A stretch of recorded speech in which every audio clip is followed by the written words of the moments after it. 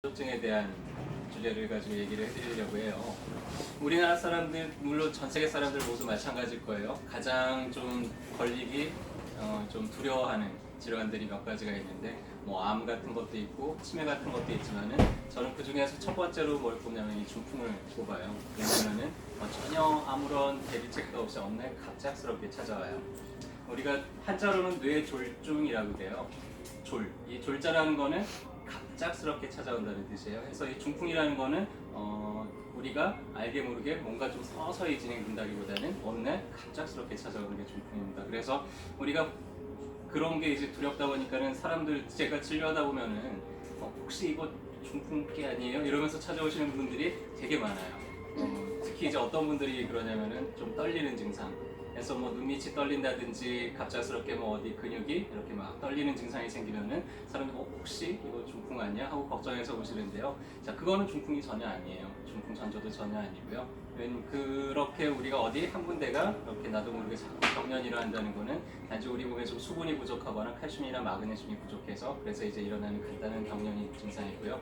또 어떤 분들은 이제 어지럽증 때문에 갑자기 이렇게 어지러운데 이거 혹시 중풍기 아니야? 이렇게 찾아오시는 분들도 있는데, 오늘 어떤 것들이 우리가 걱정을 좀 주의를 해야 되고 어떤 것들은 그냥 안심해도 되는 증상인지 좀 그 구별점이나 차이점을 좀 설명을 해드리려고 해요. 어지럼증은 여러 가지 다양한 원인 때문에 올 수가 있어요. 전정기관에 이상이 와서 생길 수도 있고 조금 저혈압이나 기립성 빈혈 때문에 올 수도 있고요. 그리고 뇌혈관의 문제로 인해서 올 수도 있죠. 근데 뇌혈관의 문제로 인해서 오는 어지럼증은 어떤 어지럼증이냐면요, 빙빙 돌아요.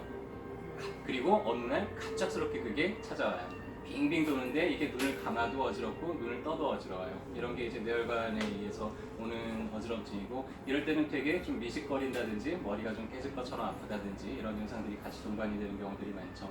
근데 갑자기 일어설 때 핑 하고 어지럽고 이런 경우들이 있어요. 이런 경우들은 혈압이 좀 낮거나 아니면 머리 쪽에 혈액 공급이 충분하지 않기 때문에 생기는 그냥 순환장애성 어지럼증이고요. 또 하나는 갑자기 뒤에서 누가 불러가지고 고개를 휙 돌리는데 핑 하고 어지럽거나 좀 이렇게 눈을 감고 있으면 휘청휘청하는 이런 어지럼증이 있어요. 그거는 전정기관의 이석증이라든지 이런 달팽이관, 전정기관의 문제로 인해서 생기는 어지럼증이고, 그런 거는 중풍하고는 전혀 거리가 멉니다. 머리가 아픈 것 때문에 또 찾아오시는 분들도 많이 있어요. 머리가 며칠째 계속 아픈데 이거 MRI 찍어봐야 돼요? 말아야 돼요? 뭐 이렇게 물어보시기도 하고 이미 찍고 오시는 분들도 있어요. 그런데 머리가 아픈 우리가 뇌 속의 병변으로 인해서 아픈 머리들은요, 되게 깨질 것처럼 아파요. 주로 언제 아프냐면은 자다가, 새벽에, 아침에 일어났는데 지금까지 경험해 본 적이 한 번도 없을 정도로 너무나 깨질 것처럼, 뭐 칼로 후비는 것 같아요, 송곳으로 후비는 것 같아요, 뭐 이런 식으로 좀 보통 표현을 하는데요. 이런 종류의 두통은 혈관이 좀 터지거나 이럴 때, 이제 지중학화에 어떤 출혈 증상이 생기거나 이럴 때 이제 그런 두통을 느끼게 되는데, 마찬가지로 이제 뇌내 압력이 상승이 되기 때문에 그냥 머리만 아픈 게 아니라 좀 물렁거리거나 많이 어지럽거나 이런 증상들을 같이 동반을 하게 됩니다. 근데 그 외에 두통들은 대부분 자고 일어나면 좀 편해져요. 머리가 좀 가벼워요. 그런 두통들은 여러분들이 걱정할 필요가 없는 두통이고요. 주로 그런 두통들은 이제 어깨가 좀 긴장이 된다든지 해서 오는 경우들이 가장 많고, 또 하나는 우리가 이제 편두통이라고 부르는 혈관이 확장이 되면서 주변의 신경들을 건드리면서 마치 딱따구리가 콕콕 쪼듯이 이렇게 콕콕 쪼듯이 아픈 그런 두통들은 걱정할 필요가 없는 두통이죠. 중풍 전조증은 다양한 증상들이 있는데요. 일과성 뇌허혈 발작이라는 게 있어요. 그거는 평소에 좀 혈액이 진한 분들, 이런 분들이 조금씩 막혔다가 다시 뚫렸다가 막혔다 뚫렸다, 이게 이제 반복이 되는 분들이 있습니다.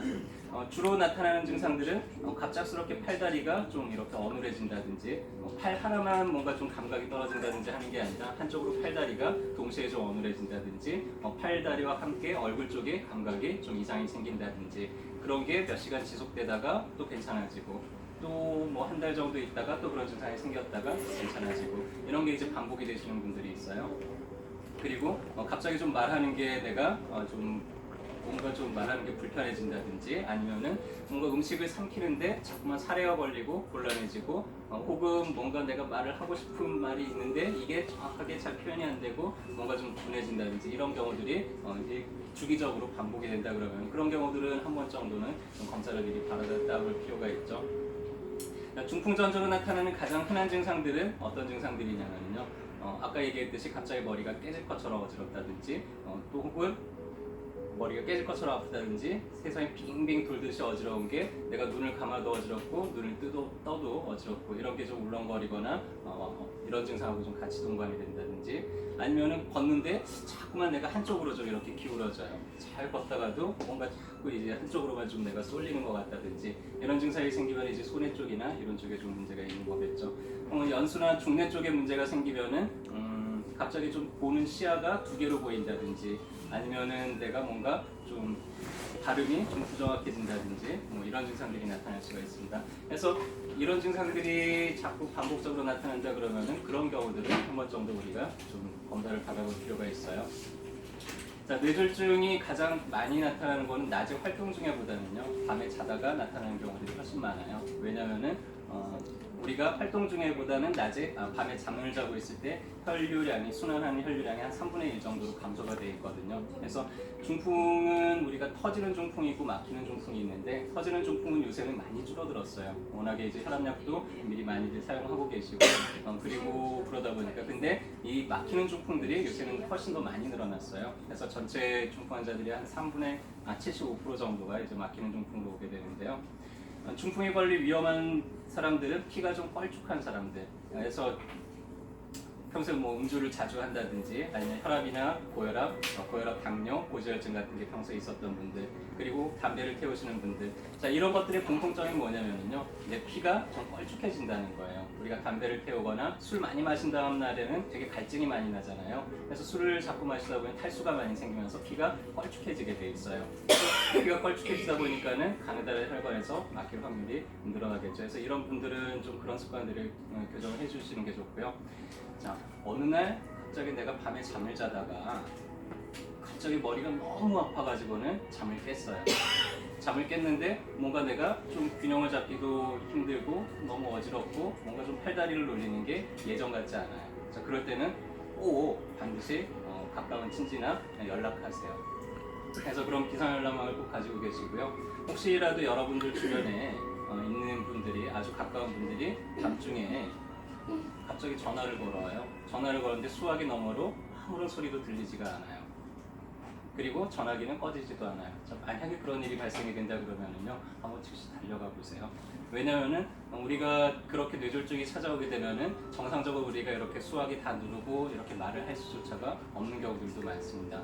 세상이 다 이그러져 보여가지고 내가 어떻게 해야 될지를 전혀 몰라요. 말도 하고 싶어도 말도 안 나올 수도 있거든요. 그래서 만약에 여러분들이 가까운 분들이 그런 일이 생긴다 그러면 그때는 꼭 한 번씩 좀 확인을 해봤으면 좋겠고요. 자, 이런 질환들을 우리가 평소에 좀 예방을 하려면은 가장 첫 번째는 우리 혈액을 깨끗하게 유지하는 거예요. 자, 우리 피를 깨끗하게 유지하는 가장 첫 번째 방법은 뭘까요?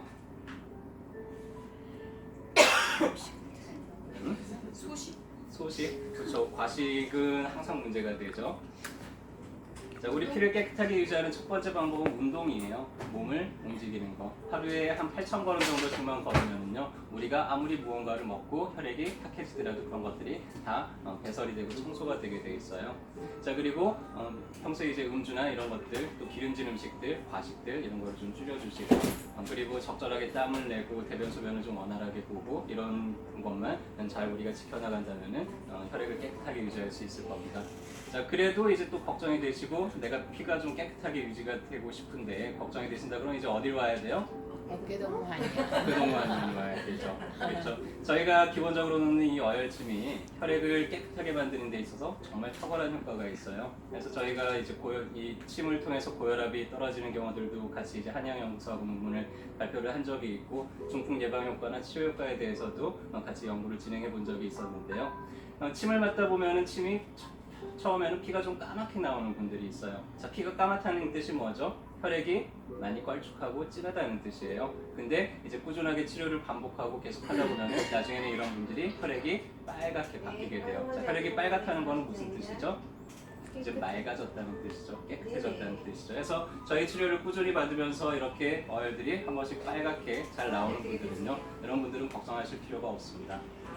근데 내가 침을 맞아보니까는 좀 너무 까맣게 나온다 이런 분들은 어느 정도 좀 빨갛게 변할 때까지는 꾸준히 치료를 받아주시고요.